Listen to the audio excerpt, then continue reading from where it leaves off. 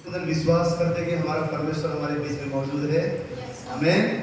आज का दिन यहोवा ने बनाया है और आप और मैं हम सब उसमें आनंदित होंगे। हालेलुया। आनंदित होंगे नहीं, आनंदित हैं, क्योंकि परमेश्वर हमारे बीच में है। वो हमारा बल और हमारा शरण स्थान है। और जैसे प्रभु यीशु मसीह का ये वादा है कि हम जब यीशु मसीह के नाम से इकट्ठा होते हैं तो हमारा परमेश्वर हमारे बीच में मौजूद रहता है। तो हम विश्वास करते हैं कि हमारे परमेश्वर की उपस्थिति हमारे बीच में है।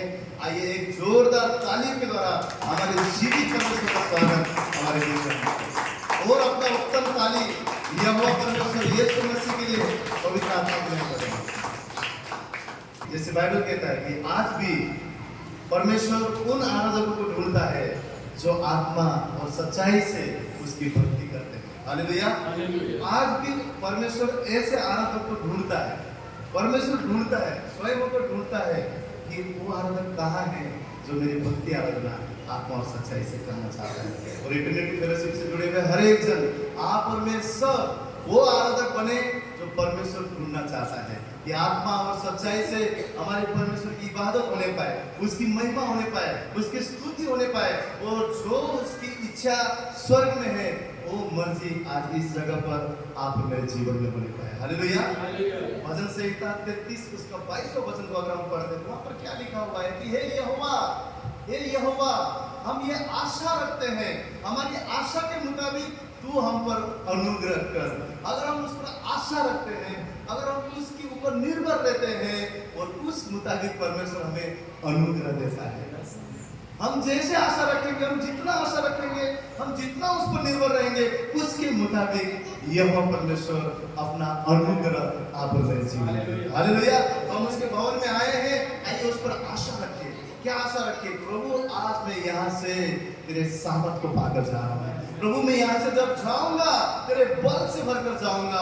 आज तेरे वचन मेरे हृदय को छुएगा, मेरे हड्डी और आत्मा हृदय को छीनेगा। आज की भक्ति में तेरी प्रशंसा होगा प्रभु, तेरे जीवन को मैं महसूस करूंगा। आज मेरा हृदय तुझे धन्यवाद देगा।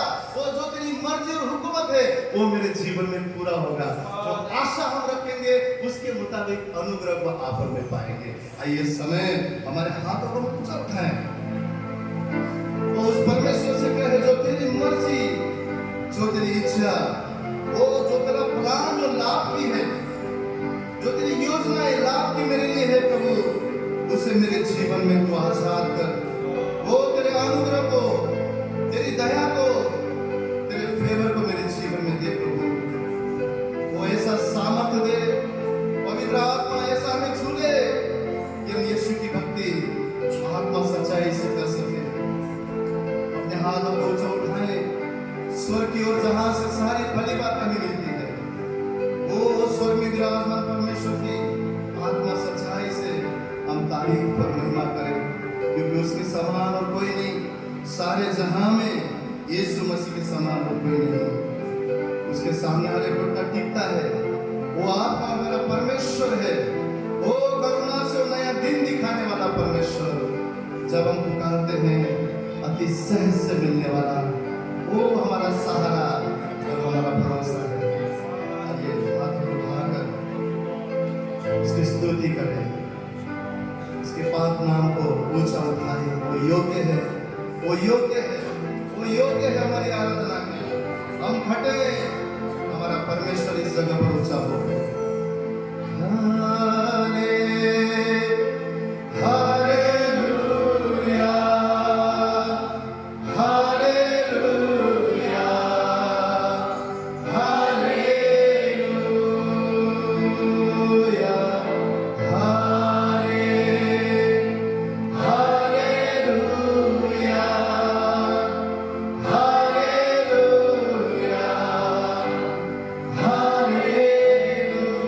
सब कहे हालेलुया।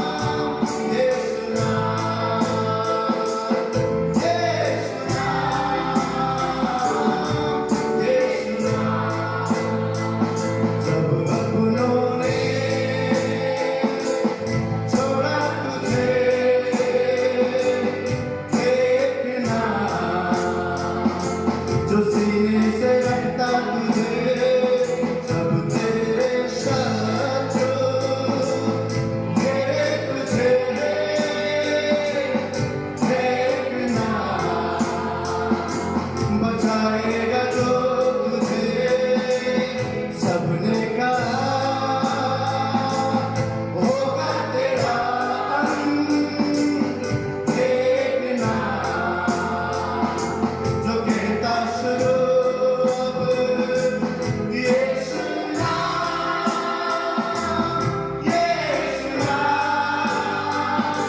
पुकारो तुम यीशु नाम ओ यीशु नाम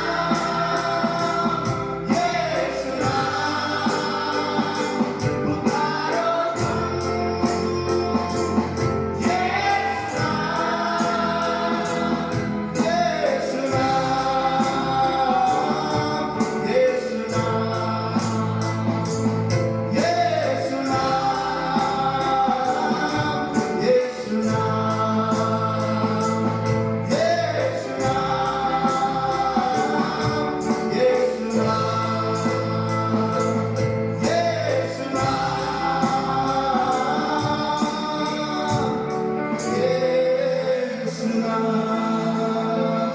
जब तेरा ना हो कोई सहारा है नाम जो तेरा सहारा जब तेरा ना हो कोई किनारा है नाम जो तेरा किनारा जब तू सोचे निर्मल है तू देखना जो होगा तेरा बल यीशु नाम पुकारो तुम यीशु नाम यीशु नाम यीशु नाम यीशु नाम यीशु नाम ओ यीशु नाम यीशु नाम। आइए उस पवित्र नाम के लिए जोरदार ताली का नाम देंगे। हालेलुया। स्वर्ग में और पृथ्वी पर अगर कोई नाम श्रेष्ठ है तो वो आपका और मेरा परमेश्वर यीशु मसीह का नाम है। हालेलुया। जब सारा आज्ञाओं को मानकर प्रभु यीशु मसीह ने पिता ने दिया हुआ कार्य को जब पूरा किया, मृत्यु के बाद पवित्र आत्मा के सामर्थ्य द्वारा चलाए गए और वो परमेश्वर पिता के दाहिने ओर से बैठे और पिता ने सारे नामों के ऊपर उनको श्रेष्ठ किया और हर एक नाम, हर एक घुटना, हर एक जुबान यीशु के सामने झुकता है, अंगीकार करता है यीशु ही प्रभु। हालेलुया। पिता ने ऐसा सामर्थ्य नाम आपके और मेरे जीवन में दिया है, इतना सामर्थ्य नाम आपके और मेरे जीवन में दिया है कि जो नाम के सामने हमारी बीमारी घुटना टिकता है, हमारी गरीबी घुटना टिकता है, इस संसार के सारे समस्या घुटना टिकता है, अशांति घुटना टिकता है, झगड़ा घुटना टिकता है। जो भी चीज हम सोचते हैं अरे ये चीज, इस चीज का नाम बड़ा है, परमेश्वर ने बताता अरे वो बड़ा नहीं, यीशु का नाम बड़ा है, यीशु का नाम बड़ा है।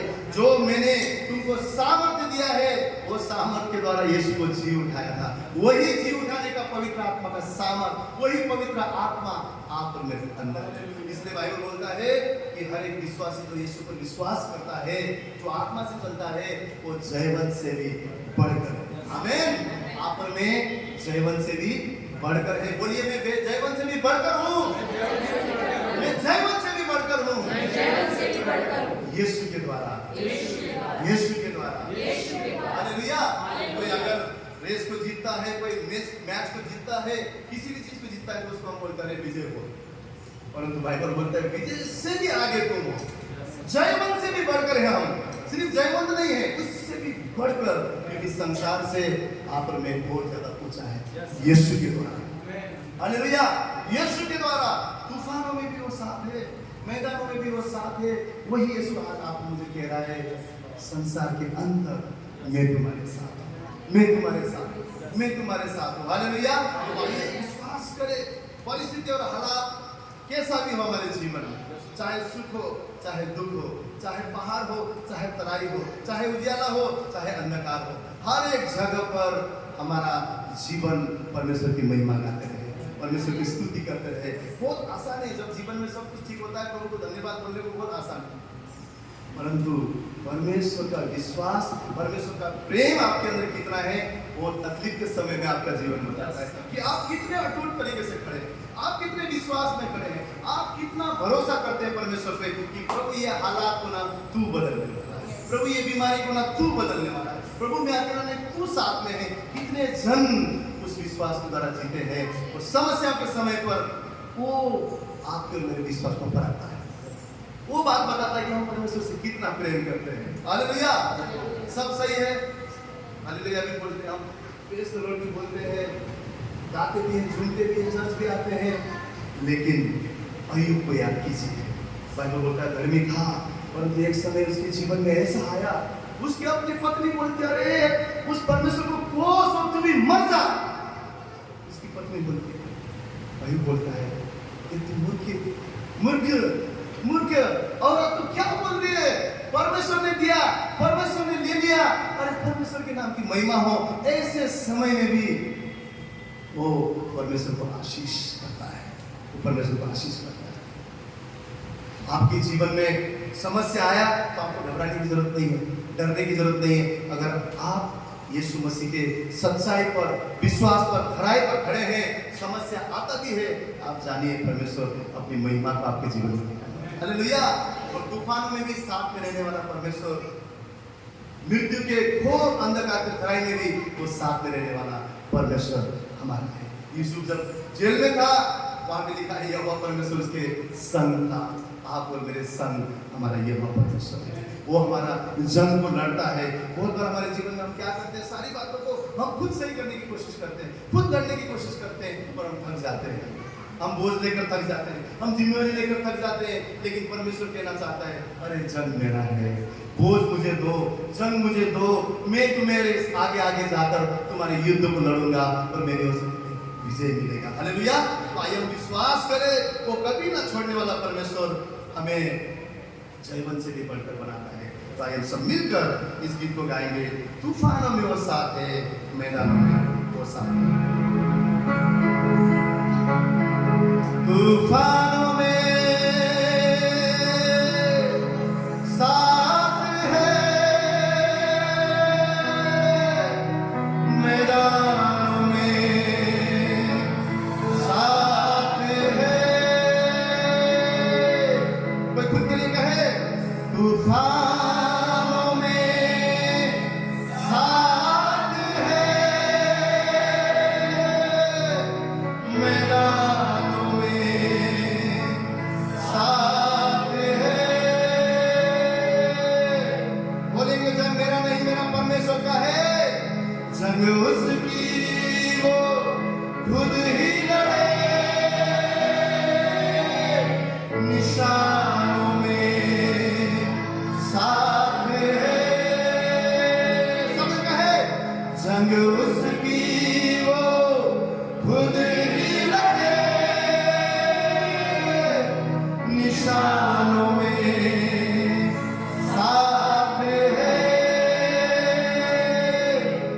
ना छोड़ेगा, ना छोड़ेगा, ना छोड़ेगा, ना छोड़ेगा अकेला, कभी ना छोड़ेगा। अपने आप से कहे ना छोड़ेगा, ना छोड़ेगा, ना छोड़ेगा, ना छोड़ेगा अकेला, कभी ना छोड़ेगा। कभी नहीं, कभी नहीं, कभी नहीं, कभी नहीं छोड़े। सब कन्फेस करें, कभी नहीं, कभी नहीं,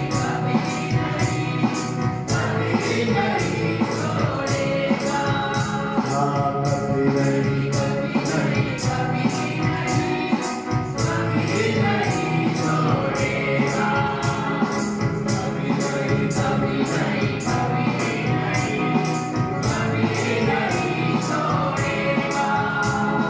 छोड़ेगा, ना छोड़ेगा, ना छोड़ेगा, ना छोड़ेगा।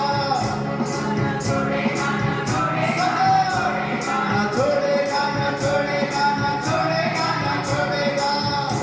ना छोड़ेगा, ना छोड़ेगा, ना छोड़ेगा, ना छोड़ेगा, ना छोड़ेगा, ना छोड़ेगा, ना छोड़ेगा, ना छोड़ेगा, ना छोड़ेगा, ना छोड़ेगा। सब कभी नहीं, कभी नहीं, कभी नहीं, कभी नहीं, कभी नहीं छोड़ेगा। ओ हो, कभी नहीं, कभी नहीं, कभी नहीं, कभी नहीं छोड़ेगा। वो वादों का सच्चा है, सर्वाहा अच्छा है। कोई कहे, वो वादों का सच्चा है, अच्छा है। वो इब्तिदा और इंतहा, अल्फा ओमेगा है। वो इब्तिदा और इंतहा, अल्फा ओमेगा है। ना छोड़ेगा, ना छोड़ेगा, ना छोड़ेगा, ना छोड़ेगा, अकेला कभी न छोड़ेगा। कभी नहीं, कभी नहीं, कभी नहीं, कभी नहीं, कभी नहीं छोड़ेगा। कभी नहीं, कभी नहीं, कभी नहीं, कभी नहीं छोड़ेगा। ना छोड़ेगा, ना छोड़ेगा, ना छोड़ेगा, ना छोड़ेगा। छोड़ेगा, ना छोड़ेगा, ना छोड़ेगा। सनम है, ना छोड़ेगा, ना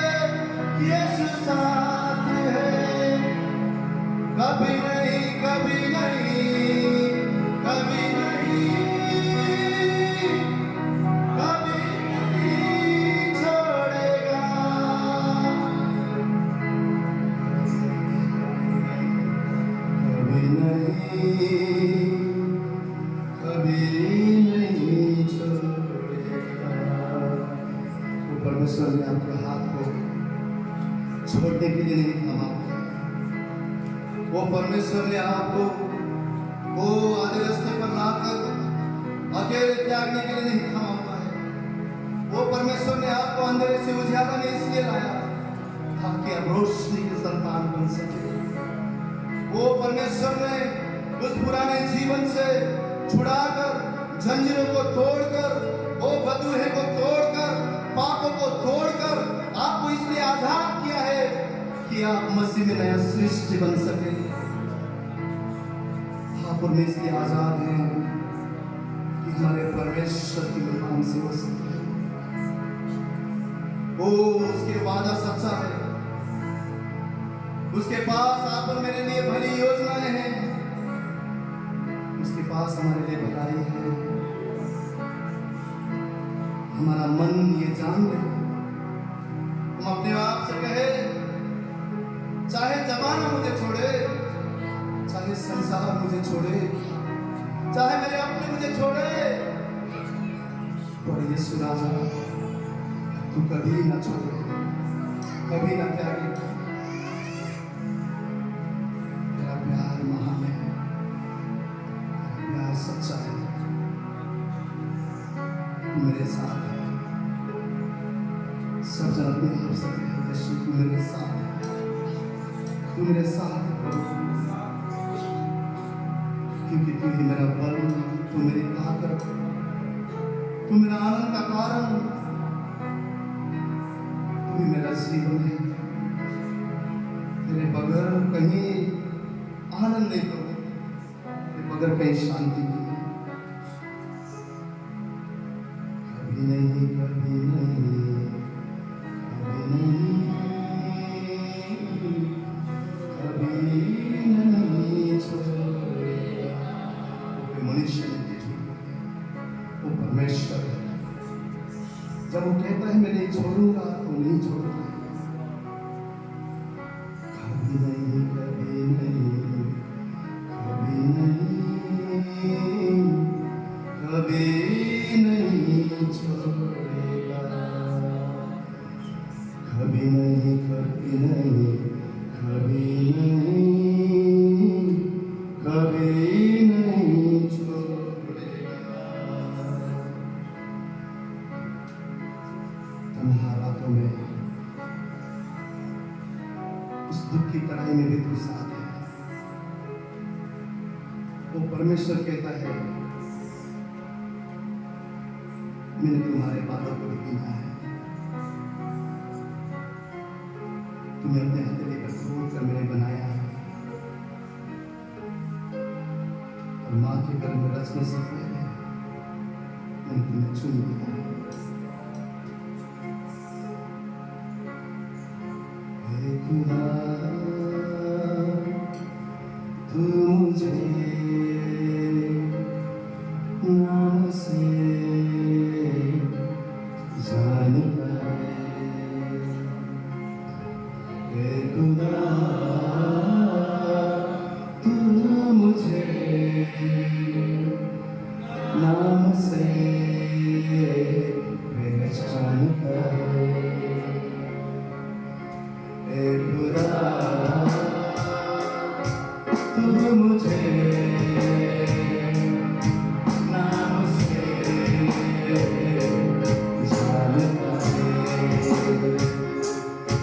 हे खुदा, तू मुझे नाम से जानता है। तेरे हाथों पर मेरा नाम तूने लिखा है, मेरे बालों को भी तूने गिना है। तेरे हाथों पर मेरा नाम तूने लिखा है, मेरे बालों को भी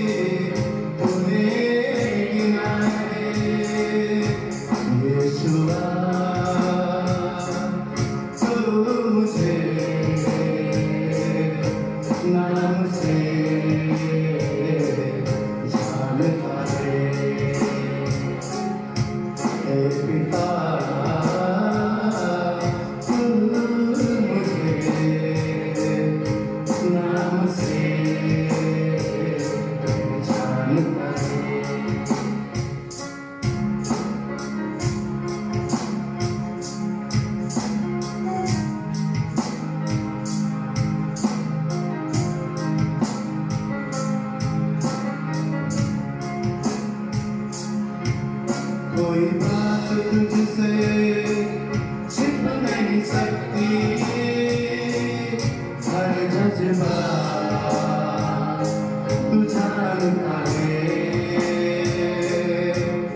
कोई बात तुझसे छिप नहीं सकती,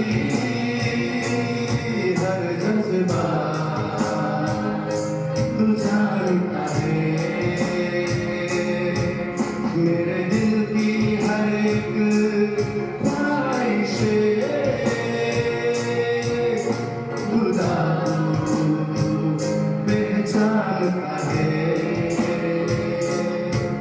ऐ पिता तू मुझे नाम से जानता है। यीशुआ यीशुआ तू मुझे नाम से जानता है। चुना है मुझको माँ के गर्भ से, मेरे आंखों के तू निकले। तेरी महिमा गाती मेरी सांसें, तू चाहोगे मेरा नाम घटता है। खरीदा मुझको अपने लहू से, तेरा खून मेरे लिए काफी है। जिंदगी मेरी तेरे हवाले, जो तू करना चाहे हाँ तू कर ले। हे खुदा तू मुझे नाम से जानता है। हे पिता तू मुझे नाम से जानता है। ओ तेरे हाथों पर मेरा नाम तूने लिखा है, मेरे गालों को भी तूने गिना है। हाँ तेरे हाथों पर मेरा नाम तूने लिखा है, मेरे गालों को भी तूने गिना है। हाँ तेरे हाथों पर मेरा नाम तूने लिखा है, मेरे गालों को भी तूने गिना है। यीशुआ तू मुझे नाम से जानता है। सदरापा में हे पिता तू मुझे नाम से पहचानता है। खरीदा मुझको अपने लहू से, तेरा क्रूस मेरे लिए काफी है। अगर आप सोचते हैं मैं कुछ भी नहीं हूँ, वो आप सोचते हैं कि मेरा कोई अस्तित्व नहीं है,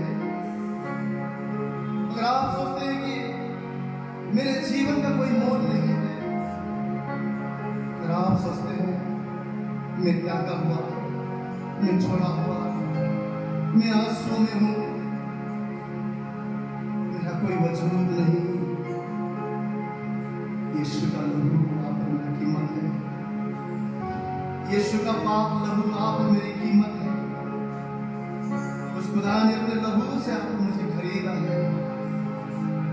उसका लहू, उसका एक एकत्र लहू आप और मेरा प्राइस है।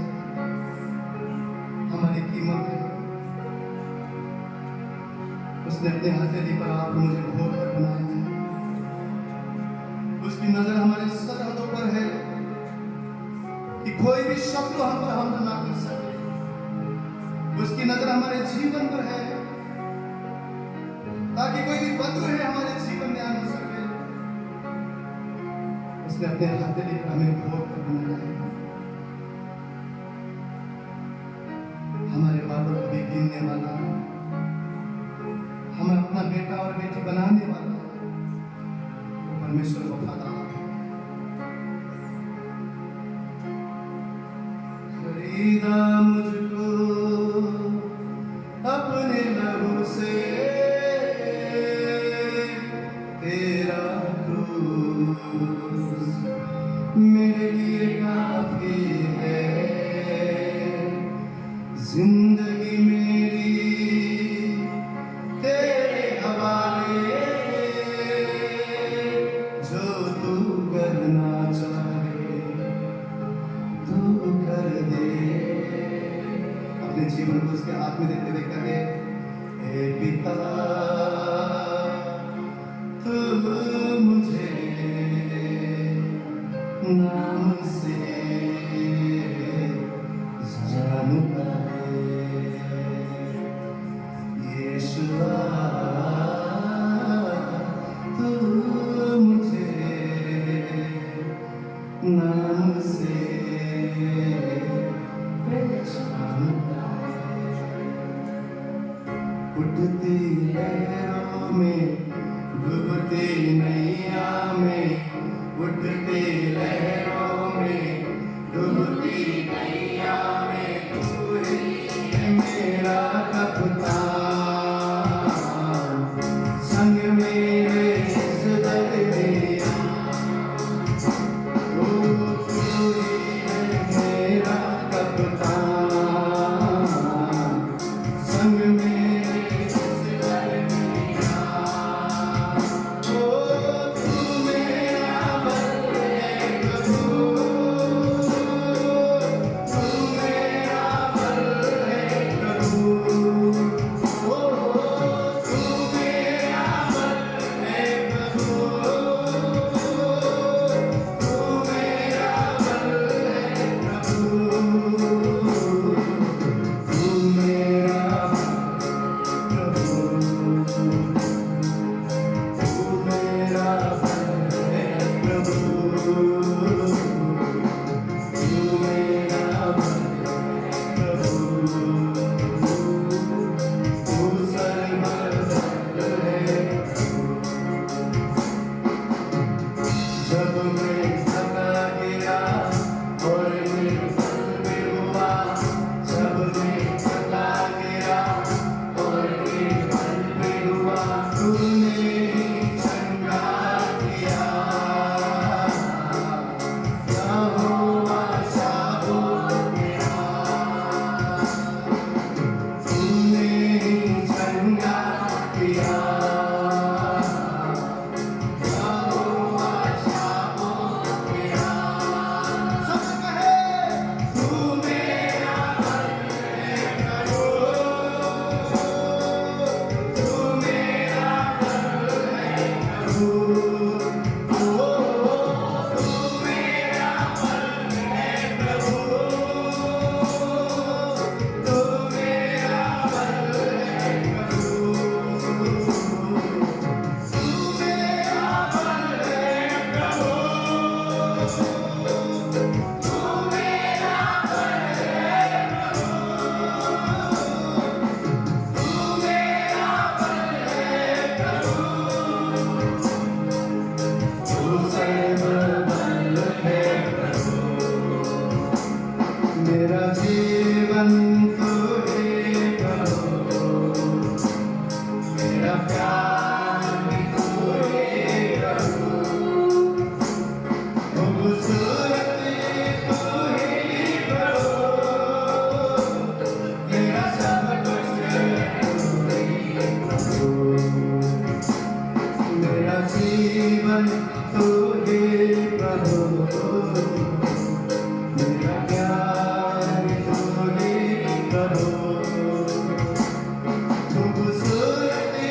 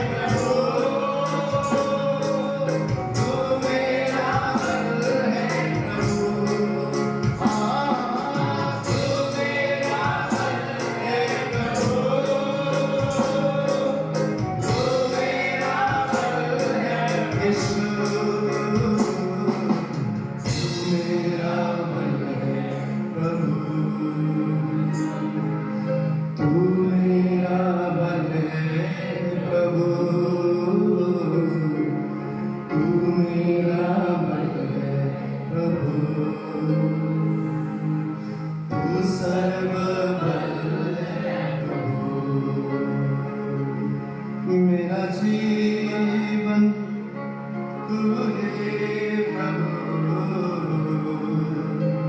मेरा प्यार भी तू है प्रभु, खूबसूरती तू ही यीशु, मेरा सब कुछ इस समय हर एक जन अपनी आवाज से अपने यीशु से कहे, मेरा जीवन तू ही प्रभु, मेरा प्यार भी तू ही प्रभु। अगर इस संसार से वो अपने यीशु से ज्यादा प्रेम किया है, इस संसार में कोई भी वस्तु से अगर हमने ज्यादा प्रेम किया है, ये समय हम उसके उधर में आकर कहे, तू मेरा पहला प्यार है प्रभु, मेरा हृदय तुझे चाहता है, मेरा हृदय तुझे ढूंढता है, मेरा मन तुझे खोजता है प्रभु। तेरे बगैर मैं सुना हूँ, तेरे बगैर हो मेरा कोई अस्तित्व नहीं, तेरा बगैर प्रभु मेरे जीवन में कोई सुंदरता नहीं। यीशु मैं तेरे पीछे दौड़ता हूँ प्रभु, संसार से दूर होकर ओ यीशु हम तेरे पीछे आते हैं। समय अपने यीशु से कहे, तू मेरा पहला प्यार है, तू मेरा पहला प्यार है, तू मेरी जरूरत है प्रभु, मुझे तेरी हुजूर की जरूरत है, मुझे तेरे छुपन की जरूरत है, मुझे तेरी उपस्थिति की जरूरत है, मुझे तू चाहिए। सोना चांदी से भी ज्यादा ओ प्रभु तू हमारे लिए कीमती है, तेरा हुजूरी हमारे सारे सवालों का जवाब है। हमारे हृदय से हम कहते हैं, मेरा जीवन तू ही यीशु, मेरा प्यार भी तू ही प्रभु, खूबसूरती तू ही प्रभु, मेरा सब कुछ है तू ही प्रभु, मेरा जीवन सदा तू ही प्रभु। अपने यीशु से कहे, मेरा प्यार भी तू ही प्रभु, अपने यीशु से खूबसूरती तू ही प्रभु, मेरा सब कुछ है तू ही प्रभु। उसे कहे, तू मेरा बल है, तू मेरा बल है प्रभु, तू मेरा बल है प्रभु। सब उसे कहे, तू मेरा बल है प्रभु, तू मेरा बल है प्रभु, तू मेरा बल है प्रभु, तू मेरा बल है प्रभु, तू मेरा बल है प्रभु, तू सर्वबल है प्रभु, तू सर्वबल है प्रभु, तू सर्वबल है।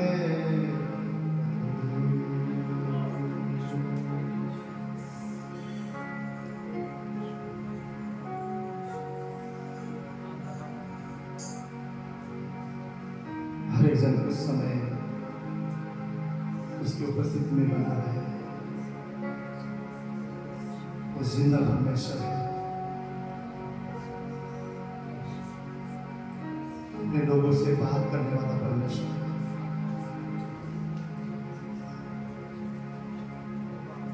वो बात करने वाला परमेश्वर है।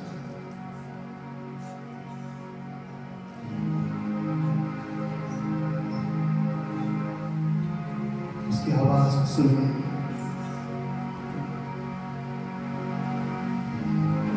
अपने लोगों के सामने, अपने लोगों के बीच में अपनी महिमा के साथ, सामर्थ के साथ रहना पसंद करने लगा।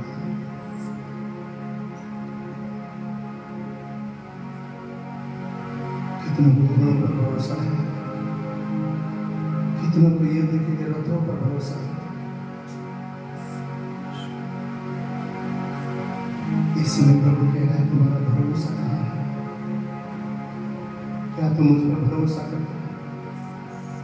क्या तुम मुझ पर निर्भर रहते हो? क्या तुम मुझ पर विश्वास करते हो? यीशु ने कहा तेरे विश्वास के मुताबिक हो। वो निर्बलों का परमेश्वर है, वो आशाहीनों का परमेश्वर है, वहां पर मेरा परमेश्वर है। यीशु ने कहा जो कोई अपने आप को त्याग कर अपना क्रूस लेकर मेरे पीछे होगा वो मेरे चेले के योग्य नहीं। ये उसकी हुजूरी में गए, मैं अपना क्रूस उठाकर तेरे पीछे हो लेकर क्योंकि मुझे तू चाहिए, मुझे तेरी जरूरत है। सतना की बात है, तू मेरा बल है प्रभु,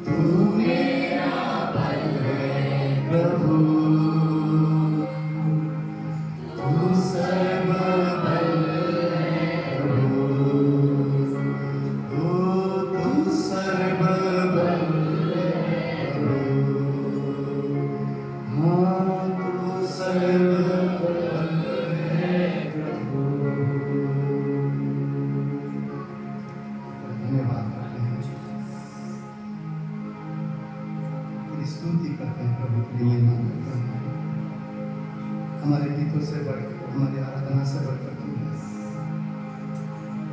हमारे गीत, हमारी आवाज, हमारी भक्ति कम पड़ जाती है।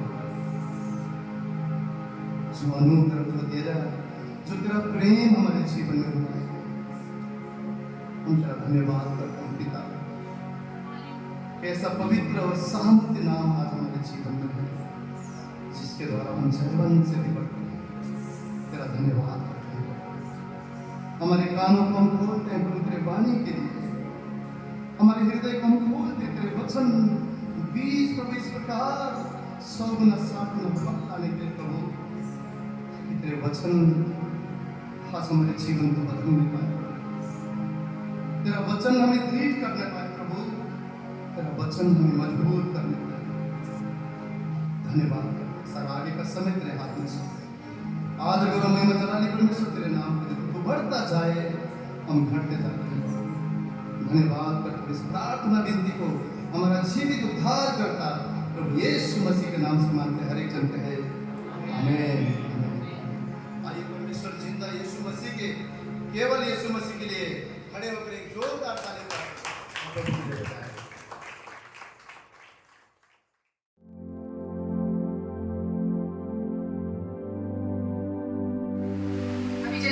पास्टर जी बोल रहे थे कि पहचान, संसार में जो पहचान हम लेकर चलते हैं ना, वाकई वो पहचान जो होती है लोगों के लिए पहचान होती है, लेकिन वो पहचान कभी रहती है, कभी हट जाती है, कभी हमसे छीन ली जाती है, कभी हम खुद खो देते हैं। हैं उस पहचान को। लेकिन एक चीज हमारे साथ सदा बनी रहती है और वो है हमारा परमेश्वर। उसे ना हमसे कोई छीन सकता है, कोई किसी में ताकत नहीं कि वो हमारे परमेश्वर को हमसे छीन सके जब तक हम इजाजत ना दें।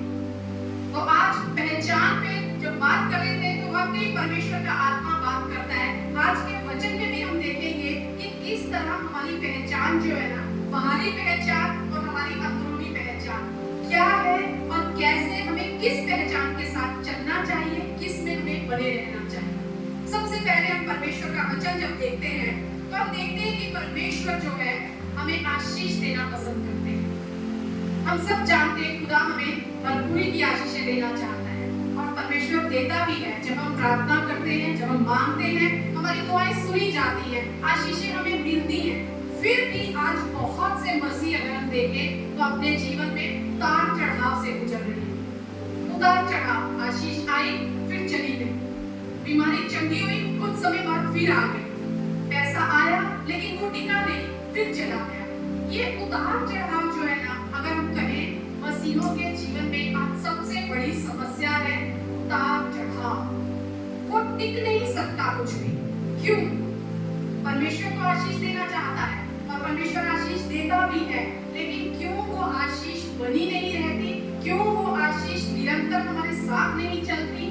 पिछले सप्ताह भी हमने वचन सुना था कि किस तरह, और वहाँ पे वचन कहता है कि जिस तरह तुम आत्मिक उन्नति कर रहे हो उसी तरह सब बातों में उन्नति करते जाओ। उन्नति करते जाना कि क्या रीजन है, कैसे हम उन्नति कर सकते हैं वो हमने सीखा था, लेकिन ये उन्नति हमारे जीवन में बनी कैसे रहेगी? अगर गलतियों 3:3 में देखें तो वहां लिखा हुआ है, क्या तुम निर्बुद्धियों के समान चलते हो कि आत्मा की रीति पर शुरू करके शरीर की रीति पर खत्म करोगे? यानी आत्मा के अनुसार चलना शुरू करोगे और शरीर में जाके खत्म कर दोगे। यानी जो चीजें पाई हैं उन्हें फिर खो दोगे। ये आशीषें कैसे हमारे पास बनी रहे, कैसे हमारे जीवन में निरंतर बनी रहे, आज परमेश्वर का वचन हमें यही सिखाना चाहता है। और अगर हम देखते हैं मत्ती की पुस्तक उसका 25वां अध्याय, तो वहां हम देखते हैं कि एक स्वामी है जो काम पर गया और उसने क्या किया, उसने 3 लोगों को कुछ तोड़े बांट दिए। यहाँ पे लिखा हुआ है, परदेश जाते समय अपने दासों को बुलाकर अपनी संपत्ति उनको सौंप दी। कौन सा वचन है? 14वें वचन से, मत्ती 25वां अध्याय 14वां वचन से। उसने अपनी संपत्ति उनको सौंप दी। एक को 5 तोड़े, दूसरे को 2 और तीसरे को 1 मिला। तीनों को तोड़े मिले, एक को 5 मिले, एक को 2 मिले और एक को 1 मिला। अब आगे अगर हम पूरा डिटेल में पढ़ते हैं तो सबने अपने तोड़ों के साथ काम किया। 5 वाले ने और कमाए, 5 उसके पास और हो गए। 2 वाले ने और कमाए, उसके पास 2 हो गए। और तीसरे वाले ने क्या किया? जिसको 1 मिला था उसने क्या किया? वचन कहता है, वो कहता है अपने स्वामी से, जब स्वामी आया तो सब अपना अपना लेखा देने लगे। तो 2 5 वाले ने भी दिए, 2 वाले ने भी दिए। और परमेश्वर उनसे क्या कहता है? उनका स्वामी उनसे क्या कहता है? धन्य है अच्छे और विश्वास योग्य दास, तू थोड़े में विश्वास योग्य रहा, मैं तुझे बहुत वस्तुओं का अधिकारी बनाऊंगा, अपने स्वामी के आनंद में सहभागी हो। जब उन्होंने उन तोड़ों पर काम किया तो स्वामी उन्हें क्या कह रहा है? अपने स्वामी के आनंद में सहभागी हो, क्योंकि तुम विश्वास योग्य रहे हो, तुम धन्य हो, तुमने जो मैंने कहा था उसे किया है, अब मैं तुम्हें बहुत वस्तुओं का अधिकारी बनाऊंगा। लेकिन जिसे 1 तोड़ा मिला था वो क्या कहता है? वो कहता है, हे स्वामी मैं तुझे जानता था कि तू कठोर मनुष्य है, तू जहाँ कहीं नहीं होता वहाँ काटता है और जहाँ नहीं छीनता वहाँ से बटोरता है। इसलिए मैं डर गया और जाकर तेरा तोड़ा मिट्टी में छिपा दिया। देख जो तेरा है वह यह है। यानी मैंने कुछ भी नहीं किया, जैसा मिला था वैसा ही उसे दबा दिया। और ये तेरा 1 तूने दिया था, ये तेरा 1 है। आगे वचन में क्या लिखा है? उसके स्वामी ने उसे उत्तर दिया, हे दुष्ट और आलसी दास, जब तू यह जानता था कि जहाँ मैंने नहीं बोया वहाँ से काटता हूँ और जहाँ मैंने नहीं छींटा वहाँ से बटोरता हूँ, तो तुझे चाहिए था कि मेरा रुपया सरपाइयों को दे देता, तब मैं आकर अपना धन ब्याज समेत दे देता। परमेश्वर यहाँ क्या सिखाना चाह रहे हैं कि जिसे दिया था, जब उसने कुछ नहीं लौटाया, तब वो परमेश्वर जो इस वचन के द्वारा हमें सिखाना चाहता है, हमारा जितना भी प्रेमी है, जितना भी दयालु है, लेकिन कुछ आशीषें, कुछ तोड़े, कुछ टैलेंट जो हमें दिए गए हैं, जब वो काम में नहीं आते, जब हम उन पर काम नहीं करते, तब वही प्रेमी परमेश्वर, वही दयालु परमेश्वर यहाँ गुस्से में है और उसे क्या कह रहे हैं? ये दुष्ट और आलसी दास।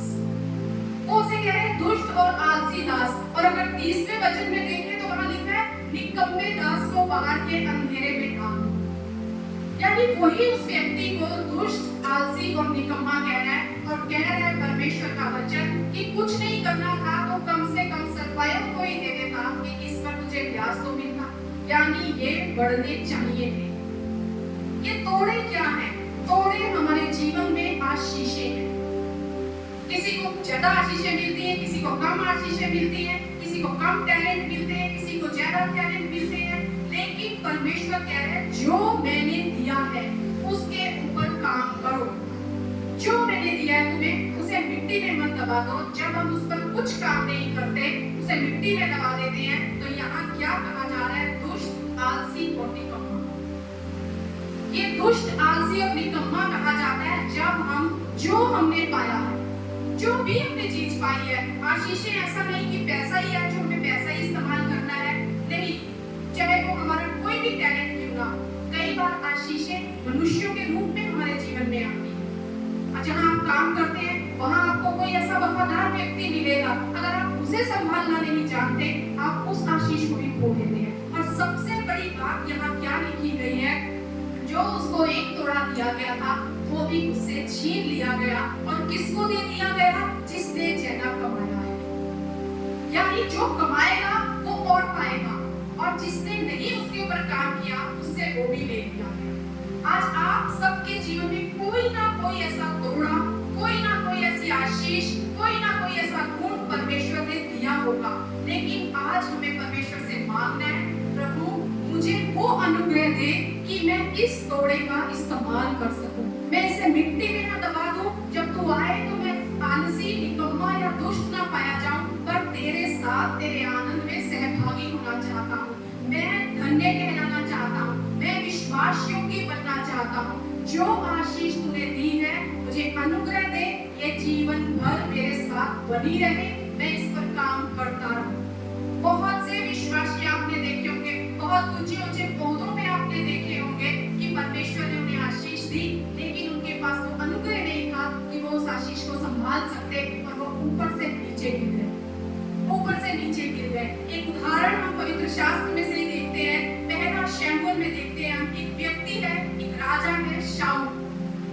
शाऊल राजा है और इजरायलियों की सारी सेना को एक फलिश्ती व्यक्ति गोलियत जो है दानव हर रोज सुबह उठ के चिल्लाता है, हर रोज आकर उन्हें ललकारता है और क्या कहता है कि अगर किसी में ताकत है तो मुझसे आकर लड़ो, मुझसे आकर लड़ो। और उसकी इस आवाज को सुनकर जो है रोज शाऊल का मन कच्चा हो रहा है और वो डर रहा है। ये सारा हम पढ़ सकते हैं 16, 17, 18 अध्यायों में पहले शमूएल के, और वो रोज डर रहा है। फिर क्या होता है, एक लड़का आता है और उस लड़के का नाम है दाऊद, और वो कहता है मैं जाकर इससे लड़ूंगा। वो कहता है मैं तैयार होकर जाऊंगा और मैं इससे लड़ूंगा। जब वो जाने के लिए तैयार होता है तब क्या होता है, हम सब ये घटना जानते हैं, बच्चों ने भी स्टोरी को बहुत सुना हुआ है। शाऊल अपने सारे अस्त्र शस्त्र से देता है कि तू ये लेकर जा, और दाऊद कहता है नहीं, मैंने तो ये परखा नहीं है इसलिए मैं ये सब नहीं पहनूंगा। और वो 5 पत्थर लेता है और वो पत्थर लेकर उस फलिश्ती के सामने जाता है और क्या कहता है कि तू तो तीर और भालों के साथ में आया है, पर मैं सेनाओं के यहोवा के नाम से तेरे सामने आता हूं। दाऊद गया है उस फलिश्ती से लड़ने के लिए, एक पत्थर को मारता है और उस एक पत्थर से वो गोलियत ढेर हो जाता है, वो मर जाता है। अब अगर हम यहाँ पे इस घटना में देखते हैं तो अगर मैं एक क्वेश्चन पूछूं कि वहां किसकी जीत हुई थी, वहां पर कौन जीता था? जब दाऊद ने उस गोलियत को मारा तो वहां पर कौन जीता था? शाऊल जीता था या दाऊद जीता था? चाहे दाऊद ने उसे मारा था, दाऊद वहां पर दिखाते हैं कि दाऊद ने उसे मारा, लोग दाऊद के पीछे हो गए, लेकिन असल जीत शाऊल की थी, क्योंकि शाऊल को वो रोज ललकार रहा था, शाऊल की गद्दी के ऊपर सवाल खड़ा हो रहा था। शाऊल राजा था, राजा का काम था अपनी प्रजा को बचाना, और वो उसमें नाकाम हो रहा था। और उसे दाऊद एक आशीष के रूप में मिला था। शाऊल जीता था, शाऊल की वो जीत थी, दाऊद उसे एक आशीष के रूप में मिला था।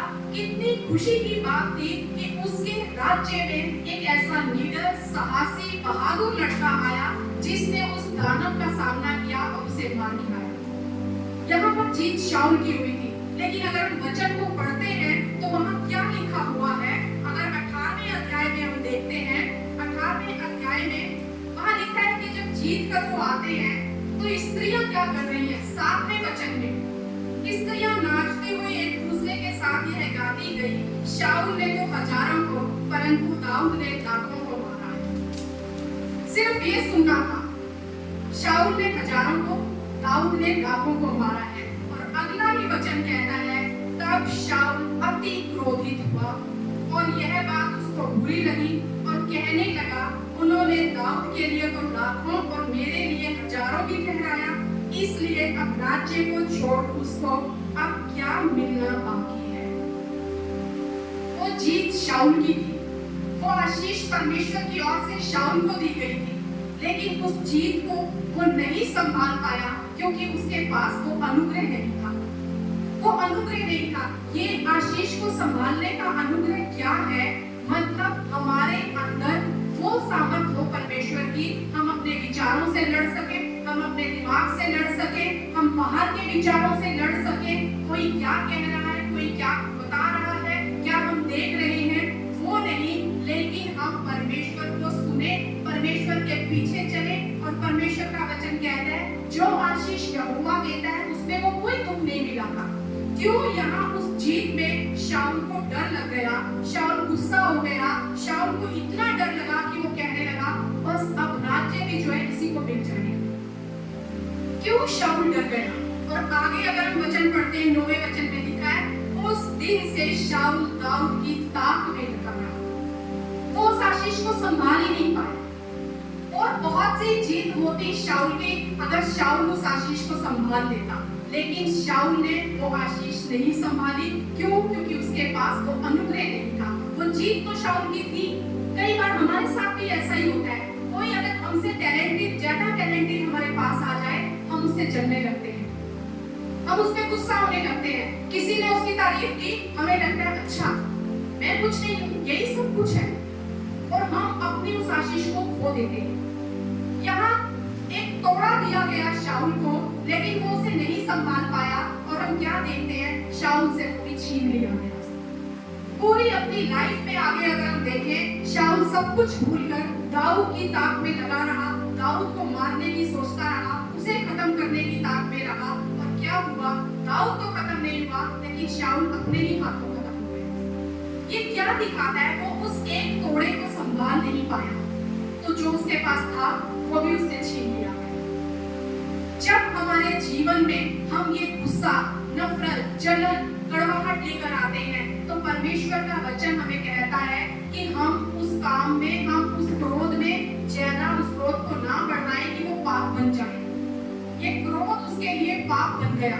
परमेश्वर का वचन बताता है कि क्रोध सूर्यास्त होने तक तुम्हारा क्रोध ना रहे, नहीं तो तुम शैतान को अवसर देते हो। ये क्रोध सिर्फ वो क्रोधित हुआ, लेकिन आगे अगर हम सारा पढ़ते हैं तो वहाँ क्या लिखा है? 10वें वचन में, दूसरे दिन परमेश्वर की ओर से एक दुष्ट आत्मा शाऊल पर बल से उतरा, पवित्र आत्मा के कार्य हट गए और दुष्ट आत्मा उसके ऊपर काम करने लगा।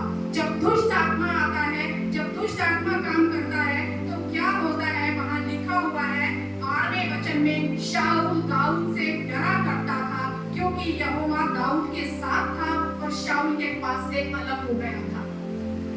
अगर डर हमारे जीवन में हावी है, अगर हमें हर समय हम बेचैन है उसके लिए ही युक्तियां रच रही हैं, उसे शत्रु को खत्म करना है, जो हमारे लिए आशीष है, अगर हम उसे ही अपना शत्रु समझ रहे हैं, तो ये पहचान है कि हमारे अंदर उस आत्मा ने काम करना बंद कर दिया है। दुष्ट आत्मा के ये कार्य है, क्योंकि परमेश्वर का आत्मा हमें डर नहीं देता, सामर्थ का आत्मा है। यह शाऊल उस आशीष को संभाल ही नहीं पाया। वो संभाल सकता था, उसका तो उसने कुछ भी नहीं छीना था, उसने तो उसे जीत दी थी, लेकिन वो इतना डर गया कि ये मेरा राज्य भी ले लेगा।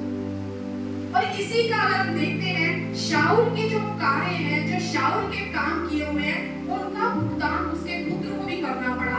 जब शाऊल मरा, उसके साथ योनातान भी मरा, लेकिन योनातान के अच्छे किए हुए कार्यों का फल उसकी संतान ने प्राप्त किया। योनातान के बारे में क्या लिखा गया है?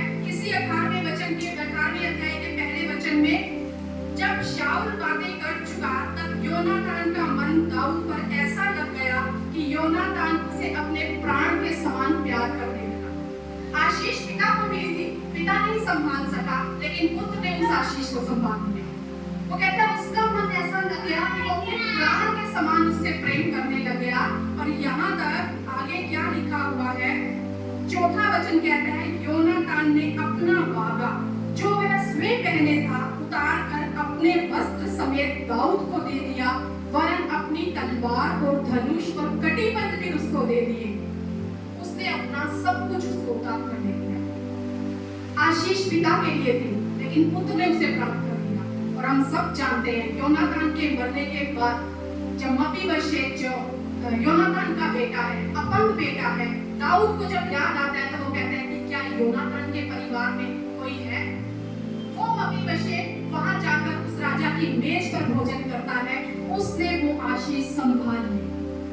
पिता ने आशीष खो दी, अपना सब कुछ खो दिया, क्योंकि वो संभाल नहीं पाया उस एक तोड़े को, और उससे वो तोड़ा छीन लिया गया। योनातान ने उस आशीष का फायदा उठाया, उसे संभाल लिया, उसे ले लिया, और वो उसकी आगे पीढ़ियों तक काम रही।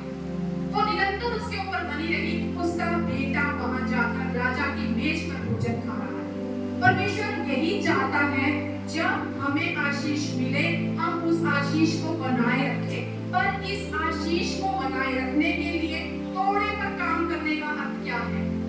तोड़े पर काम करने का मतलब है अपने आप पर काम करना, अपने आप पर काम करना। जब वो आत्मा हमारे अंदर डाला गया है, जब परमेश्वर की ओर से आत्मा दिया गया है, जब वो हमारे जीवन में काम करता है, तब हमें अवसर नहीं देना उस शैतान को, क्रोध नहीं करना कि वो पाप बन जाए और शैतान को अवसर मिले और हमारी वो आशीष हमसे छीन जाए। यही कारण है आज मसीहों के जीवन में उतार चढ़ाव का।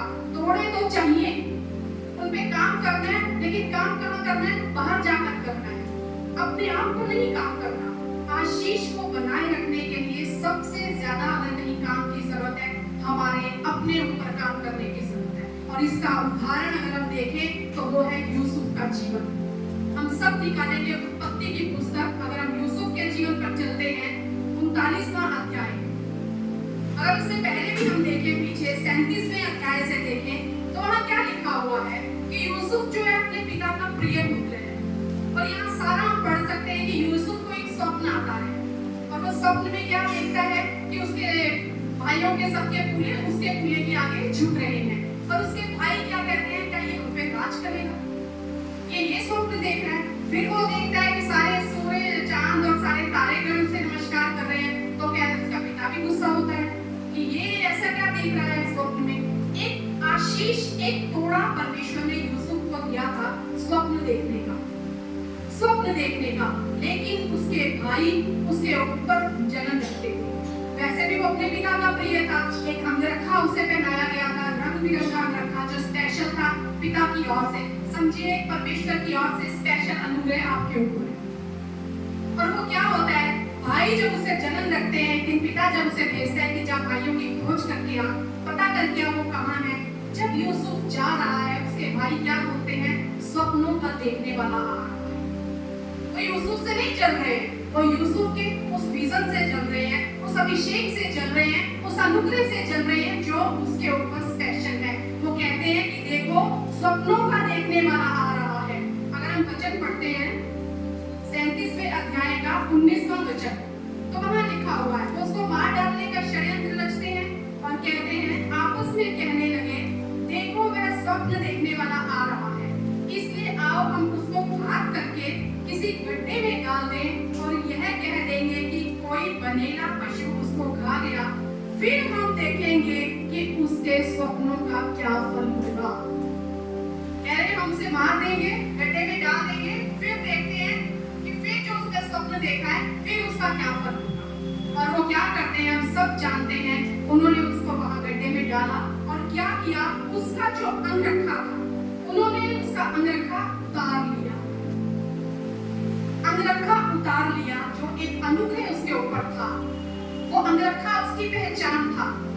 वो अंगरखा उतार के उन्होंने उसके पिता के पास भिजवा दिया, खून में लपेटकर, ये देख वो मर गया, यानी वो खत्म हो गया। ये उसकी पहचान थी। यूसुफ की पहचान उसका अंगरखा था, और उन्होंने वो उसे छीन लिया, उसे गड्ढे में डाला, और वो पहचान पिता को दिखा दी कि ये देख तेरा बेटा मर चुका है। अंगरखा उससे छीन लिया गया, वो उस गड्ढे में चला गया। फिर आगे हम पढ़ते हैं, किसी तरह जब उसे बेच दिया गया, वो पोतीफर के पास मिस्र में पहुंच गया। पोतीफर ने उसे खरीद लिया। यहाँ यूसुफ की कोई पहचान नहीं है, क्योंकि यूसुफ गुलाम है। 39वां अध्याय में हम देखें, यहाँ यूसुफ पूरी तरह से गुलाम है, क्योंकि उसके पास अब वो अंगरखा नहीं है। जो उसकी पहचान थी, वो पहचान उससे उसके भाइयों ने छीन ली है। पहचान छीन ली, मतलब ये स्वप्नों का देखने वाला, जब हम इससे इसका ये छीन लेंगे, तब इसके स्वप्नों का क्या फल होगा।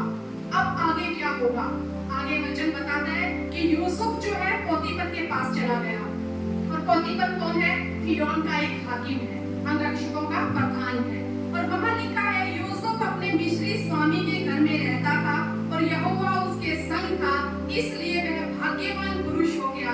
और यूसुफ के स्वामी ने देखा कि यहोवा उसके संग रहता है, और जो काम वह करता है यहोवा उसके हाथ से सफल कर देता है। तब उसके अनुग्रह की दृष्टि उस पर हुई। आपकी पहचान, जो बाहरी पहचान है ना, वो आपसे छीन ली जाएगी। हो सकता है जलन रखने वाले छीन ले, आपसे नफरत करने वाले छीन ले, आपसे क्रोध करने वाले छीन ले, जो आपको खत्म करना चाहते हैं, जो आपके उस अनुग्रह से जलते हैं, आपके अभिषेक से जलन रखते हैं। हो सकता है वो सिर्फ इसीलिए सब कुछ करे, अब इसके स्वप्नों का क्या फल होगा। लेकिन यहाँ परमेश्वर का वचन बता रहा है, बाहरी पहचान छिन सकती है, बाहरी पहचान आपके पास से हटा ली जा सकती है। लेकिन जब वो यूसुफ पोतीफर के पास गया, कुछ समय तक उसकी कोई पहचान नहीं, वो एक गुलाम था। लेकिन जो अंदरूनी पहचान आपकी है, जो परमेश्वर आपके अंदर रहता है, वो पहचान छिप नहीं सकती, वो पहचान छिप नहीं सकती। यूसुफ की वो पहचान उजागर हो गई। किस तरह उजागर हुई? उसके चरित्र के द्वारा, उसके स्वभाव के द्वारा, उसके व्यवहार के द्वारा, उसके परमेश्वर के द्वारा, क्योंकि इसका परमेश्वर इसके साथ रहता है। यहोवा यूसुफ के संग था। बाहरी पहचान सब नहीं थी, वो उतार दी गई थी, लेकिन अंदरूनी पहचान, आपके और मेरे अंदर जो पहचान है, वो उस परमेश्वर की पहचान है। कौन है हमारे अंदर? जो संसार में है उससे बड़ा वो है जो आपके और मेरे अंदर रहता है, वो हमारी पहचान है। अगर हम इस बाहरी पहचान पे गर्व करते हैं, अगर बाहरी पहचान को हम लेकर कहते हैं यही हमारा सब कुछ है, एक दिन वो हमसे छीनी जा सकती है। एक बार नहीं, यहाँ हम देखते हैं कितनी बार उसके कपड़े उतर गए। फिर पोतीफर की पत्नी ने उसके ऊपर इल्जाम लगाया, उसे फिर अपने कपड़े उतार कर भागना पड़ा। फिर वो पहचान जो उसकी बाहरी थी फिर उतर गए। लेकिन एक स्वप्न, एक कोड़ा उसके पास था, स्वप्न उसने देखा था, स्वप्नों का अर्थ को बताना जानता था। जहां भी वो रहा, अपने चरित्र को उसने बनाए रखा, अपनी अंदरूनी पहचान उसने खोने नहीं दी। ना वो क्रोधित हुआ, ना उसने जलन रखी, ना उसने बदला लिया, लेकिन वो बना रहा उस पहचान के साथ। वो अनुग्रह उसके ऊपर था, और उस अनुग्रह को उसने संभाले रखा, अपनी उस आशीष को आगे बढ़ाने में, जीवन भर साथ लेकर चलने में। हम सब जानते हैं किस तरह जब उसे जेल में डाला गया, फिरौन के पिलाने वाले और फिरौन का खिलाने वाला, उन्होंने स्वप्न देखा और यूसुफ ने उनके स्वप्नों का अर्थ बताया। फिर क्या होता है? राजा स्वप्न देखता है, फिर उन्हें याद आती है, अरे वो एक है स्वप्न देखने वाला। उसे फिर बाहर निकाला गया वहां से, जेल से, और राजा के सामने खड़ा किया गया। क्या लिखा हुआ है 41वें अध्याय के 14वें वचन में? फिरौन ने यूसुफ को बुलवा भेजा और झटपट बंदीगृह से बाहर निकाला गया, और बाल बनवाकर और वस्त्र बदलकर फिरौन के सामने आया। वो पहचान जो उसकी बार बार मिट रही थी, अब राजा के दिए हुए वस्त्र से पहनाए गए। राजा के स्वप्न का उसने अर्थ बताया। फिर वो वहां पर क्या होता है? उसे दोबारा राजा कहता है, मुझे एक बुद्धिमान व्यक्ति चाहिए, अब जो मेरे देश की अगुवाई करे, अब मेरे देश की अगुवाई करे। फिर वहां पर यूसुफ का नाम आता है। यूसुफ को वहां पर पोस्ट दी जाती है कि बस राजा से एक पोस्ट को नीचे रहेगा, राजा से एक पोस्ट नीचे रहेगा। और क्या लिखा हुआ है वचन में, वहां लिखा है 41वें अध्याय के 42वें वचन में, फिरौन ने अपने हाथ से अंगूठी निकाल के यूसुफ के हाथ में पहना दी और उसको बढ़िया मलमल के वस्त्र पहना दिए और उसके गले में सोने की जंजीरें डाल दी। उसकी पहचान जो बाहरी पहचान थी छीनी गई ताकि इसका अभिषेक छीना जा सके, इसका ये तोड़ा छीना जा सके। लेकिन परमेश्वर का वचन क्या बताता है हमें यहाँ, जो आशीष उसे मिली थी वो उसे संजो कर चलता रहा। उसने कभी नहीं सोचा मैं गड्ढे में चला गया हूँ तो मेरा स्वप्न खत्म हो गया। सूखा गड्ढा था, खाली गड्ढा था, लेकिन उस गड्ढे के बीच में भी उसके साथ उसका परमेश्वर था जिसे उसने अपने साथ बनाए रखा। जेल में गया, वहां पर भी जो भी हालात रहे, लेकिन कहीं हम नहीं पढ़ते कि यूसुफ क्रोधित हुआ, यूसुफ जलन रखने लगा, यूसुफ बदला लेने के लिए प्लान बनाने लगा। कहीं नहीं लिखा, हर जगह लिखा है यूसुफ के साथ परमेश्वर था। वहां पे जेलर जान गया इसका परमेश्वर इसके साथ है, पोतीफर पहचान गया इसका परमेश्वर इसके साथ है, वो संसार का फिरौन पहचान गया इसमें एक बुद्धिमान व्यक्ति है, यही है जो मेरे देश की अगुवाई कर सकता है, इसे ही मैं सारी पोस्ट दूंगा। शाऊल के पास आशीष थी, शाऊल से कुछ भी छीना नहीं गया था, शाऊल को जीत दी गई थी, लेकिन जीत पाकर भी शाऊल ने सब कुछ खो दिया और यूसुफ ने सब कुछ खो कर भी सब कुछ पा लिया। या यूसुफ से सब कुछ छीन लिया गया, उसका परिवार, उसके माता पिता, भाई बहन, भाइयों ने नहीं छल किया, उसका अभिषेक छीनने की कोशिश की, उसका वो अंगरखा, उसकी पहचान छीनने की कोशिश की, लेकिन उसके बावजूद, सब छीनने के बावजूद भी यूसुफ ने सब कुछ पा लिया। क्यों? क्योंकि वो अपनी आशीष पर काम कर रहा था, अपनी आशीष पर काम कर रहा था। हमारे जीवन में अगर हमें आशीषों को बनाए रखना है, हमें अपने चरित्र को बनाए रखना है। आत्मा के फल हमारे अंदर काम करेंगे तो आत्मा हमारे अंदर काम करेगा। जब हमारे अंदर शरीर के कार्य उजागर होने लगते हैं, आत्मा शांत हो जाता है, हमारा शरीर काम करने लगता है, दुष्ट आत्मा वहां प्रबल हो जाता है। शैतान को हम अवसर देते हैं हमारे जीवन पर हावी होने के। योनातान को आशीष नहीं मिली थी, लेकिन योनातान ने उस आशीष को कमा लिया, उसके ऊपर तो अनुग्रह आ गया कि उसने उस आशीष को प्राप्त कर लिया और उसकी पीढ़ियां उस आशीष में रहने लग गई। परमेश्वर आज यही चाहता है हम अपने जीवन को बनाएं। किस तरह अपने जीवन को बना सकते हैं? रोमियो का अध्याय, अगर हम 5वां अध्याय निकालें तो वहां कुछ बातें लिखी गई हैं जो हमारे जीवन को बनाती हैं। अगर कोई पढ़े रोमियो 5वां अध्याय 3 और 4 वचन।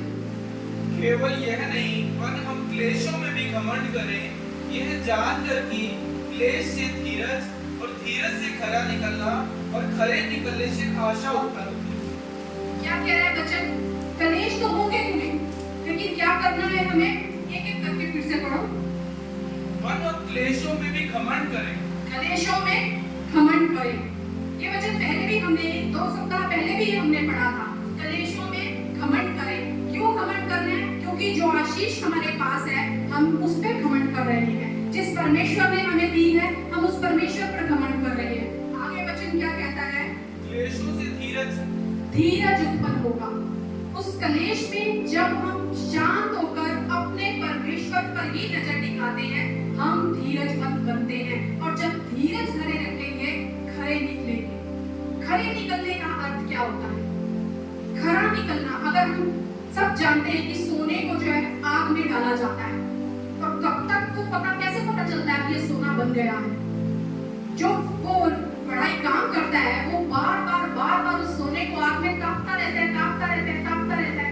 एक व्यक्ति ने पूछा उससे, कब आपको पता चलता है कि अब ये सोना तैयार हो गया है? वो कहता है, जब इसमें मैं अपना चेहरा देखने लगता हूँ, जब मुझे मेरा चेहरा इसमें दिखने लगता है, तब मैं समझ जाता हूँ ये तैयार हो गया है। तब तक हमें धीरज धरना है जब तक हम खरे ना निकल जाए, जब तक हमें मसीह का रूप नजर ना आने लगे, जब तक हम ये समझ ना जाए कि हाँ मुझ पर किसी बातों का प्रभाव नहीं पड़ता, मैं विचारों से लड़ सकता हूँ, मैं स्त्रियां चाहे कुछ भी गाएं, मैं लड़ सकता हूँ उन स्त्रियों से। तब तक हम उसके लिए अपने आप को वहां पे रखना है, तब तक हमें लड़ना है।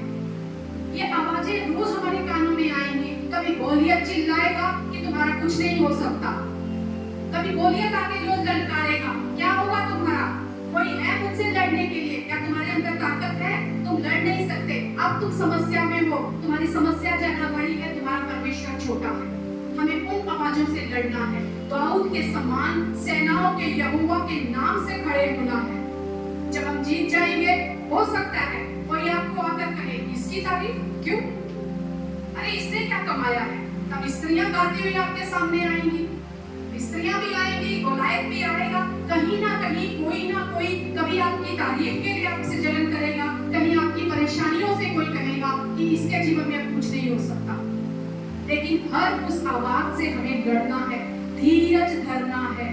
हमें धीरज धरना है ताकि हम खरे निकले। और जब हम खरे निकलेंगे तो क्या बोलते हैं आगे वचन? और खरे निकलने से आशा उत्पन्न होती है। जब तक आप उसमें बने हैं तब तक आपके पास आशा है। अगर आप हार गए, आशा खत्म हो गई। जब तक आप बने हुए हैं, जब तक आप धीरज धरे हुए हैं, जब तक आप लड़ रहे हैं, तब तक ही आपके पास आशा है। शाऊल ने पहले दिन ही आशा खो दी थी, क्योंकि वो लड़ा ही नहीं। उसने देखा, उसे गुस्सा आया, उसे बात बुरी लगी और वो उसी दिन से उस ताक में लग गया, कब मैं इसे मारूं। और वचन कहता है उसी दिन उसके ऊपर से आत्मा हट गया और दुष्ट आत्मा आ गया। हमें धीरज धरना है ताकि हम खरे निकले। खरे निकलने और धीरज धरने में ही हमें आशा नजर आती है। हम तभी उस पर खड़े रह सकते हैं, तभी धीरज धर सकते हैं। और निकलने से आशा उत्पन्न होती है और आशा से लज्जा नहीं होती। यूसुफ की लज्जा हो सकता है यूसुफ को लगता होगा या लोगों को लगता होगा, अरे गुलाम का काम कर रहा है, अरे ये देखो कैसे रह रहा है, अरे इसके भाइयों ने इसको बेच दिया था। लेकिन उसमें ये आपके ऊपर है, क्या आपको उस समय लज्जा महसूस हो रही है या आप अपने परमेश्वर की ओर देख रही है? क्योंकि परमेश्वर का वचन कहता है जितनों ने मेरी ओर देखा, जितनों ने मेरी ओर दृष्टि की, उनका मुंह कभी काला नहीं हुआ। अगर आप लोगों की तरफ मुंह करेंगे अपना, उनकी तरफ देखेंगे, उनकी बातें सुनेंगे, उन पर मन लगाएंगे, आपको खुद में भी लज्जा महसूस होने लगेगी। लेकिन जब आप अपना चेहरा, अपना मुख अपने परमेश्वर की ओर रखते हैं, परमेश्वर कहता है जितनों ने मेरी ओर दृष्टि की, उनका मुख कभी काला नहीं हुआ, लेकिन उन्होंने ज्योति को पाया। परमेश्वर आपको चमकाना चाहता है, एक दिन के लिए आशीष नहीं देना चाहता। वो कहता है ये आशीष बनी रहे। मैं चाहता हूँ तुम स्वामी के आनंद में सहभागी हो, तुम धन्य कहलाओ, तुम विश्वास योग्य कहलाओ, पर काम करो इन तोड़ों पर। और तोड़े हमारे शरीर पर, हम पर काम करेंगे हम, तो हमारे तोड़े खुद ब खुद बढ़ेंगे। किसी में इतनी सामर्थ नहीं है कि आपके अभिषेक को आपसे छीन सके, आपके उस अनुग्रह को आपसे छीन सके। पहचान आपकी छीनी जा सकती है, बाहरी पहचान वो छीन सकते हैं। अंगरखा एक बार उतरा, पोतीफर की पत्नी ने पकड़ा, उसने दोबारा अपना कुर्ता उतार के भागा। लेकिन जब हम देखते हैं योनादान का मन जब लगा दाऊद पर, उसने अपना बागा उतार कर उसे पहना दिया। उसने भी एक पहचान दी दाऊद को कि तू राजा के बेटे का दोस्त है। जरूरत नहीं थी उसे उस बाहरी पहचान की, क्योंकि उसके ऊपर एक अंदरूनी एक अभिषेक था, लेकिन फिर भी उसने उसे वो पहचान दी। आज परमेश्वर चाहता है इस बाहरी पहचान के पीछे मत भागो। कोई क्या कहता है, कौन सी मैं पोस्ट पर हूँ, कितना मैं ऊंचा हूँ, कितने लोग मेरी वाहवाही करते हैं, कोई मायने नहीं रखता। अगर आपके अंदर आपकी अंदरूनी पहचान बनी हुई है ना, आप उसे थाम कर चल रहे हैं ना, आपको कोई आपकी पहचान से अलग नहीं कर सकता। परेशानियां आ सकती हैं, कलेश आ सकते हैं, धीरज धरे रहो, खरे निकलोगे, आशा उत्पन्न होगी और उस आशा के उत्पन्न होने से लज्जा नहीं होगी, क्योंकि पवित्र आत्मा जो हमें दिया गया है उसके द्वारा परमेश्वर का प्रेम हमारे मन में डाला गया है। हमारे मन में जो डाला गया है वो कीमती है, वो हमारी पहचान है। परमेश्वर का प्रेम हमारी पहचान है। कड़वाहट नहीं, क्रोध नहीं, जलन नहीं, डर नहीं, ये हमारी पहचान नहीं है। परमेश्वर का प्रेम हमारी पहचान है। और जब हम अपने शत्रुओं को भी माफ करते हैं तो परमेश्वर कहता है तो उनके सिर पर भी अंगारे रखते हैं। हमारी पहचान क्या है? हमारी पहचान हमारा परमेश्वर है। हम इस पहचान को लेकर चलते हैं और खुदा कहता है जब तुम इसमें बने रहते हो, इसके साथ चलते हो, तो तुम्हें कोई तुम्हारी पहचान से अलग नहीं कर सकता। शाऊल का कुछ छीना नहीं गया था अभी तक, सिर्फ उसे जीत मिली थी। लेकिन वो उस जीत को संभालने का अनुग्रह उसके पास नहीं था। उसने सब कुछ खो दिया, सब कुछ खो दिया और यूसुफ से सब छीना गया। शुरुआत से ही उसने स्वप्न देखा और उसके बाद उसके जीवन में छीनना शुरू हो गया, लेकिन जो अंदरूनी पहचान थी वो किसी से छिपी नहीं रही। चाहे वो दास का रूप में था, चाहे वो जेल में था, चाहे वो गड्ढे में था, लेकिन यहोवा उसके संग था। और आपकी और मेरी पहचान यहोवा ही है, यहोवा ही हमारी पहचान है। एक बार की एक घटना बताती हूँ। एक पास्टर ने दूसरे पास्टर के लिए भविष्यवाणी करी और उन्होंने क्या कहा, पास्टर जी मैं भविष्यवाणी करता हूँ, आप अपनी पत्नी के नाम से पहचाने जाएंगे। बड़ी शॉकिंग भविष्यवाणी थी। एक पासवान दूसरे पासवान के लिए बता रहा है आप अपनी पत्नी के नाम से पहचाने जाएंगे। जब हम मसीह में हैं तब हमारी पहचान हमारा मसीह है, वो हमारा मस्तक है। अगर एक पासवान होकर इस तरह की भविष्यवाणी की जा रही है और वो भी दूसरे पासवान के लिए, और वो कह रहे हैं मैं इसे ग्रहण करता हूँ, मैं इसे ग्रहण करता हूँ। कहाँ जा रहे हैं हम, क्या कर रहे हैं हम, कौन सा पवित्र शास्त्र पढ़ रहे हैं हम, या कौन सी शिक्षा ले रहे हैं हम समझ ही नहीं पाते कई बार। आपकी और मेरी पहचान परमेश्वर है, वो हमारी पहचान है। प्रभु यीशु मसीह के लिए लिखा गया है जब वो चले गए उसके बाद पतरस और यूहन्ना जब प्रचार करते थे तो वहां पे लिखा है कि वो अनपढ़ और साधारण लोग थे, लेकिन जब वो बड़ी बड़ी बातें करते थे तो लोग पूछने लगे कि ये कौन है। फरीसी और सदूकी पूछते ये कौन है, तो लोग कहते हैं ये यीशु के साथ रहते थे, यीशु इनकी पहचान है। आपकी और मेरी पहचान यीशु मसीह है। पोस्ट कोई भी हो, वो बाहरी पहचान है, उस पर गर्व ना हम करें, लेकिन हमारी पहचान यीशु मसीह है। यीशु मसीह हमारी पहचान है। जब वो हमारे अंदर है, बाहरी कुछ भी आपका लुट जाए, आप गड्ढे में हो, जेल में हो, शेरों की मांग में हो, आप कहीं पर भी क्यों ना हो, लेकिन परमेश्वर आपके साथ रहेगा। अपने तोड़े पर काम करें। शाऊल ने नहीं किया, योनातान ने किया, यूसुफ ने तो बहुत ज्यादा किया। पवित्र शास्त्र में और भी बहुत से ऐसे उदाहरण हैं जिन्होंने काम किया अपने तोड़ों पर, उन्होंने परमेश्वर के आनंद में वो सहभागी हुए। आज आपकी और मेरी बानी है उतार चढ़ाव से हम बाहर निकले और निरंतर अपनी आशीषों में बने रहें। आत्मा की रीति पर शुरू किया है, आत्मा की रीति पर खत्म करें। जब हमारा स्वामी आए तो हम उसे लेखा दे सके। जब स्वामी आए तो वो हमें देखकर प्रसन्न हो, कह सके धन्य है विश्वास योग्य दास, तू थोड़े में वफादार रहा, मैं तुझे और वस्तुओं का अधिकारी बनाऊंगा। जो है उस पर काम करें। यही परमेश्वर हमसे चाहता है और यही हमारे जीवन का लक्ष्य होना चाहिए कि जब परमेश्वर मेरी पहचान है, वो मुझे सामर्थ्य देता है। इसीलिए पौलुस कहता है उसमें मैं सब कुछ कर सकता हूँ जो मुझे सामर्थ्य देता है। अपनी सामर्थ्य से हम कुछ नहीं कर सकते। वो पहचान है, उसकी सामर्थ्य है, उसी का नाम है कि वो हमारे जीवन में काम करता है और हमारे तोड़ों को बढ़ाता है। मैं विश्वास करती हूँ आज इस वचन के द्वारा एक बार फिर हमने सीखा है कि परमेश्वर ही चाहते हैं हम आशीषों में बने रहें, हम आशीषों में बने रहें और उस बनने के लिए अपने ऊपर काम करें, अपने तोड़े पर काम करें, मतलब अपने ऊपर हम काम करें। आमीन। I am sure that